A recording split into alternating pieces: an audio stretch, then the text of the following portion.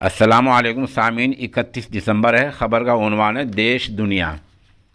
रायपुर धर्म संसद में आजहानी महात्मा गांधी और मुसलमानों के ख़िलाफ़ गलत बात कहने वाले कालीचरण को 13 जनवरी तक अदालती हिरासत में जेल भेज दिया गया है।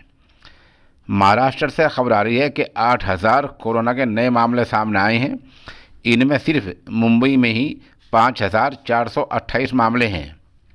इससे फ़र्क ये पड़ा है कि मुंबई में दफ़ा 144 का निफाज 15 जनवरी तक बढ़ा दिया गया है और पाबंदियों में इजाफा कर दिया गया है।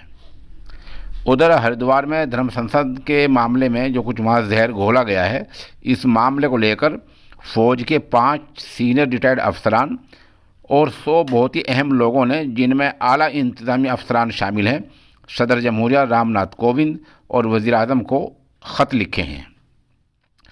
हरियाणा से खबर आ रही है कि हरियाणा में आज रात को 11 बजे के बाद नए साल का कोई भी प्रोग्राम नहीं होगा।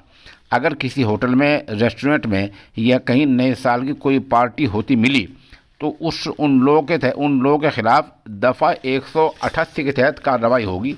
ऐसा हरियाणा में फैसला हुआ है। उधर कर्नाटक में ओमिक्रॉन के 23 नए मामले सामने आ गए हैं। ब्यूरो ने मुल्क की खबर आ रही है कि शिमाली वज़ीरिस्तान में दहशतगर्दों के साथ फायरिंग में 4 जवान शहीद हो गए हैं। इस फायरिंग में 2 दहशतगर्द भी मारे गए हैं। कराची में एक ही ख़ानदान के 11 लोग ओमिक्रॉन से मुतासिर पाए गए हैं। कोरोना के फैलाव के मद्देनज़र कतर में तालीमी इदारे बंद करने का फ़ैसला किया गया है। फ़िलिपाइन में कोरोना की सख्त पाबंदियाँ लगाई गई हैं। उधर मुत्तहिदा अरब इमारात में आज 2,400 मामले नए सामने आए हैं। फ्रांस में 2 लाख, स्पेन में 1,61,000 और अमेरिका में 4 लाख मामले सामने आए हैं।